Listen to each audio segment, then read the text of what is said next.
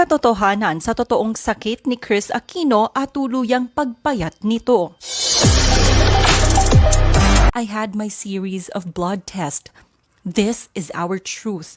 My initial diagnosis indicated an autoimmune disease. Selena Gomez, Gigi Hadid, and Wendy Williams all raised my awareness. To be specific, we were afraid it was lupus. Kuya was anxious and confused. Bim knew Selena's journey. It was heartbreaking to see my 11-year-old crying, inconsolable tears and pleading, "Please, don't leave me, Mama." Bim even offered me his kidney. Ang pera, masipag ako, kikitain ulit. Pero hindi po mabibili ang extension sa buhay. Kaya nagmadali kami lumipad ng Singapore for me to get the most thorough medical evaluation. To be specific, I now know I have chronic spontaneous urticaria, and yes, mine is an autoimmune disease. I am now, and for the rest of my existence, will be on high dosage of antihistamines, and having the EpiPen will always be crucial. Severe allergies are life-threatening because of anaphylactic shock. I disclosed that I started maintenance medication to control my hypertension in 2015.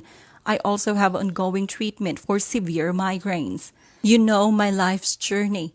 Thank you for being with me through the tears and victories. I am proof love makes us strong because we know why we are fighting. For me, it's for my health because two people I love more than life itself still need me for at least 10 more years. My prayer is simple: to raise my youngest son to become a responsible adult who'll care for his kuya. Then God already blessed me more than I deserve. #Laban. October 11, 1954. 64 years ago, my mom and dad got married. Heaven timed I'd get my medical answers now for me to remember being brave is part of my DNA. Maliban nga sa autoimmune disease, marami pang iniindang sakit si Kris. Ang kanyang chronic spontaneous urticaria ay isang distressing skin condition na nagsasanhi ng pamumula, pamamaga at pangangati ng balat. Ito ay anyong hives o yung malalaking kumpul-kumpul na mapupulang pantal sa balat. Ibinahagi rin ito ni Kris sa kanyang Instagram account to give awareness sa publiko. This is my story. My urticaria flare started in 2013, but I thought they were allergic reactions and called them hives. They've steadily worsened to about 2 bad episodes a month lasting at least 4 to 7 days.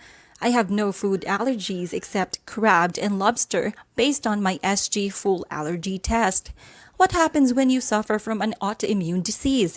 I researched in healthline.com so I could easily explain it since I have so many doctors who are now friends that I unknowingly use medical terms. The immune system mistakes part of your body like your joints or skin as foreign. It releases proteins called autoantibodies that attack healthy cells. Women get autoimmune disease at a rate of about 2 to 1 compared to men, 6.4% of women versus 2.7% of men. Often, the disease starts during a woman's childbearing years, ages 14 to 44. My chronic spontaneous urticaria afflicts less than 1% of the world's population. Most suffer through it for 1 to 5 years. Some suffer through it for decades. I fall under that category. I found my doctor here, Dr. Geraldine Zamora, through Trisha Duncan, who had done episodes with me. She introduced me to the head of their ASEAN doctors group. He is an allergy, rheumatoid, and immunology specialist. He's the one we flew to Singapore to consult. Dr. Geraldine has been so patient answering all my concerns and helping explain my diagnosis. I believe everything happens as part of God's plan for our lives. I have the platforms to raise awareness about this medical challenge. Stress we cannot avoid, but it is a big factor. A healthier food plan with vegetables except alfalfa sprouts, fruits, fiber-rich food, oatmeal, lean cuts of beef for iron and vitamin D which are depleted, beans, thank God I like garbanzos, and fatty fish are all helpful. And very important,